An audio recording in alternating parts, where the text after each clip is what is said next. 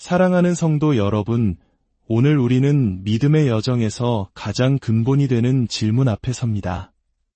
우리의 신앙은 어디에 뿌리를 두고 있으며 무엇을 최종적인 권위로 삼아야 하는가? 이 질문에 답하기 위해 우리는 500여 년 전 유럽을 뒤흔들었던 종교개혁의 위대한 함성, 오직 성경으로 의미를 깊이 탐구하고자 합니다. 이 귀한 진리의 말씀을 나누기 전에 잠시 여러분께 부탁드립니다. 만약 이 영상이 여러분의 마음에 은혜와 깨달음을 준다면 좋아요와 구독으로 저희와 함께 해주십시오. 여러분의 작은 행동 하나하나가 이 복된 소식이 더 많은 영혼에게 닿게 하는 귀한 선교의 도구가 됩니다. 주변에 사랑하는 이들에게 이 말씀을 공유하며 하나님의 축복을 함께 나누시길 소망합니다.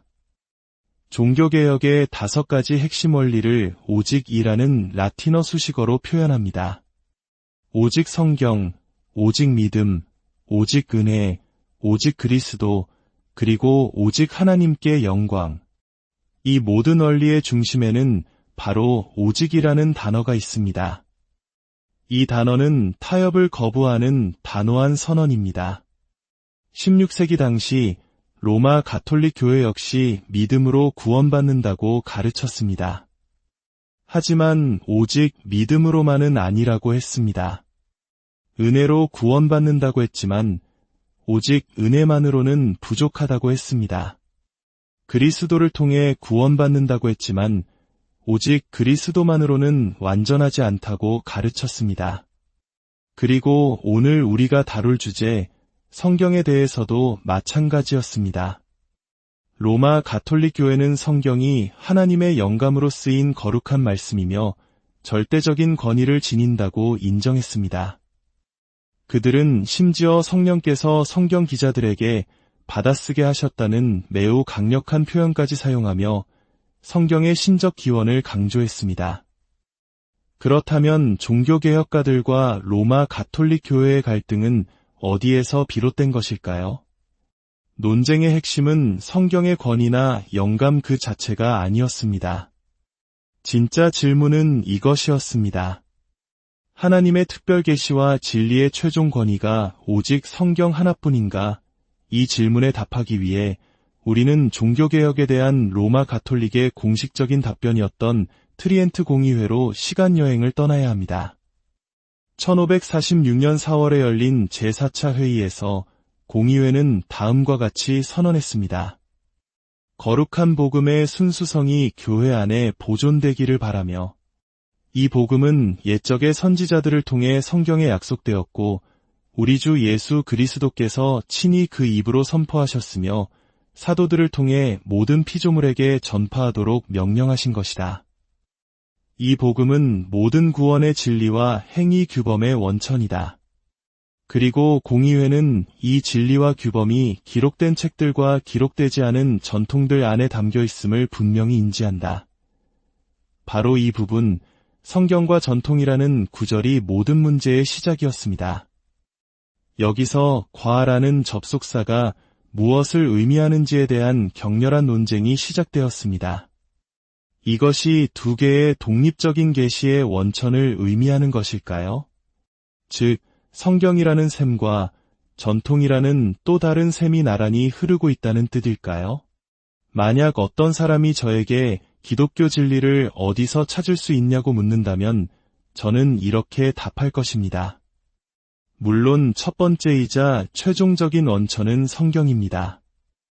하지만 그 진리를 요약해 놓은 웨스트민스터 신앙고백서나 사도신경 같은 교회의 위대한 신조들을 참고하는 것도 큰 도움이 됩니다. 제가 이렇게 말했다고 해서 신앙고백서가 성경과 동등한 권위를 가진다고 주장하는 것은 결코 아닙니다. 단지 성경에 담긴 진리가 신앙고백서에도 요약되어 있다는 의미일 뿐입니다. 트리엔트 공의회의 본래 의도는 무엇이었을까요? 놀랍게도 20세기의 한 성공회 학자가 공의회 기록 보관소에서 놀라운 사실을 발견했습니다. 공의회 선언문이 초기 초안에는 하나님의 진리는 부분적으로 성경에, 그리고 부분적으로 전통에 담겨 있다라고 쓰여 있었습니다. 이는 명백히 두 개의 독립적인 계시 원천을 말하는 것이었습니다. 성경에서 진리의 일부를 얻고 나머지 일부는 교회의 전통에서 얻어야 한다는 의미였죠. 하지만 이 초안이 발표되었을 때 보누치와 나키안티라는 두 명의 사제가 강력하게 반발했습니다. 그들은 이 표현이 성경의 충족성을 훼손하는 심각한 오류라고 주장하며 사실상 공의회 안에서 오직 성경을 위해 싸웠던 것입니다. 이들의 격렬한 항의로 회의는 중단되었고 논란의 단어 부분적으로는 모호한 단어 그리고 로 대체되었습니다. 이런 변화가 있었는지에 대한 공식적인 기록은 없습니다. 어떤 학자들은 두 사제의 주장을 수용하여 두 개의 원천이라는 교리를 부결시킨 것이라고 주장합니다. 또 다른 이들은 단순히 문체상의 변화일 뿐 의미는 그대로라고 말합니다. 어쩌면 공의회 자체가 합의에 이르지 못해 의도적으로 모호한 표현을 남겨두었을 수도 있습니다. 하지만 그 의도가 무엇이었든 이후 로마 가톨릭 교회의 역사는 명확한 방향을 보여주었습니다. 20세기에 발표된 교황회칙 후마니 제네리스는 명백하게 성경과 전통이라는 두 개의 계시 원천을 가르쳤습니다. 이것이 오늘날 우리에게 어떤 의미를 가질까요? 우리가 가톨릭 신학자들과 대화할 때 성모 마리아가 육신을 입은 채 하늘로 올라가셨다는 교리는 성경 어디에 있습니까? 라고 물으면 그들은 이렇게 답할 수 있습니다. 그것은 성경에 있을 필요가 없습니다. 교회에 거룩한 전통의 뿌리를 두고 있으며 전통 역시 성경과 마찬가지로 신자들의 양심을 구속하는 권위를 가집니다. 문제는 여기서 그치지 않습니다. 더 복잡한 문제는 누가 성경을 해석할 권한을 가지고 있는가? 라는 질문으로 이어집니다.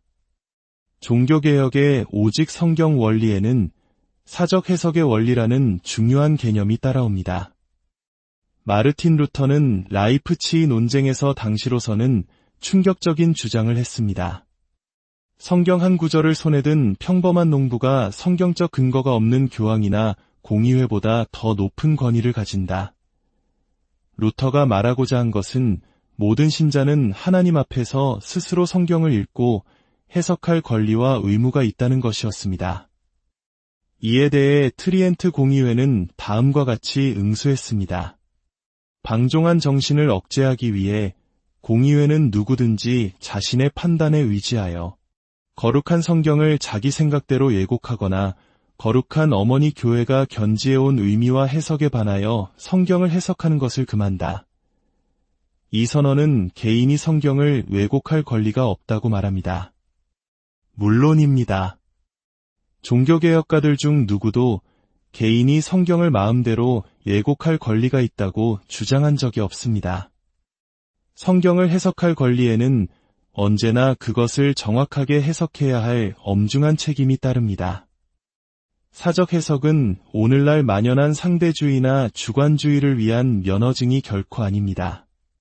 그건 당신의 해석일 뿐이죠. 라는 말을 자주 듣습니다. 이 말 속에는 모든 해석은 동등하게 타당하며 객관적인 진리는 없다는 생각이 깔려 있습니다. 하지만 하나님의 말씀은 그렇지 않습니다. 성경 한 구절에는 수천 가지의 적용이 있을 수 있지만 그 본래의 정확한 의미는 오직 하나입니다. 하나님은 혼란의 하나님이 아니시며 스스로 모순되는 말씀을 하지 않으십니다. 트리엔트 공예회의 진짜 의도는 왜곡 금지를 넘어섭니다. 그들은 성경의 유일하고 올바른 해석권이 거룩한 어머니 교회, 즉 로마 가톨릭 교회에만 속한다고 선언했습니다. 결국 전통이 성경을 해석하고 교회가 그 전통과 성경 모두를 판단하게 됩니다. 이는 종교개혁가들이 원했던 것, 즉 모든 전통과 교회의 가르침이 성경의 빛 아래에서 판단되어야 한다는 원칙과 정면으로 배치됩니다. 최종적으로 교회가 성경 위에 서게 되는 구조입니다. 오늘날에도 많은 가톨릭 신학자들은 교회가 성경의 정경을 결정했으므로 교회는 성경보다 우월한 권위를 가진다고 주장합니다. 그러나 역사적 사실은 다릅니다. 초기 교회는 정경을 확립하는 과정에서 레키피무스라는 단어를 사용했습니다. 이는 우리가 이 책들을 창조한다가 아니라 우리가 이 책들을 하나님의 권위 있는 말씀으로 받아들인다라는 의미입니다. 이는 창조 행위가 아닌 이미 존재하는 권위에 대한 겸손한 순종의 행위였습니다. 이에 맞서 종교개혁가들이 내세운 원리는 믿음의 유비였습니다. 이 원리는 성경이 스스로를 가장 잘 해석한다는 원칙입니다. 즉, 성경의 모호한 부분은 다른 명확한 부분들의 빛을 통해 이해되어야 합니다. 성경의 저자는 성령 하나님 한 분이시기에 성경은 하나의 통일되고 일관된 메시지를 담고 있습니다. 한 곳에서의 가르침이 다른 곳에서의 가르침과 모순될 수 없습니다. 만약 우리의 해석이 성경 내에서 모순을 일으킨다면 그것은 성경이 틀린 것이 아니라 우리의 해석이 잘못되었다는 신호입니다. 사랑하는 성도 여러분, 오직 성경은 단순히 책 한 권을 숭배하자는 구호가 아닙니다. 이는 우리의 모든 생각과 신앙, 교회의 모든 가르침과 전통이 하나님의 영원불변한 말씀 앞에서 겸손히 심판받아야 한다는 위대한 신앙 고백입니다. 성경은 교회가 만든 책이 아니라 교회를 만든 책입니다. 오늘 이 시간 우리 각자의 손에 들린 성경을 새로운 눈으로 바라봅시다. 이것은 단순한 종이와 잉크의 묶음이 아닙니다. 이것은 살아있고 운동력 있는 하나님의 말씀이며 우리의 발의 등이여 우리의 길의 빛입니다. 교회의 전통이나 인간의 해석이 아닌 오직 이 말씀만이 우리의 최종 권위가 되어야 합니다. 하나님 아버지, 오늘 저희에게 오직 성경의 귀한 진리를 다시 한번 깨닫게 해주시니 감사합니다. 세상의 수많은 목소리와 혼란스러운 가르침 속에서 오직 아버지의 말씀만을 굳게 붙잡는 믿음을 허락하여 주옵소서. 성령님, 저희가 성경을 펼칠 때마다 지혜를 주시고 그 깊은 뜻을 깨닫게 하시어 우리의 삶이 말씀 위에 굳건히 서게 하옵소서. 우리 주 예수 그리스도의 이름으로 기도드립니다.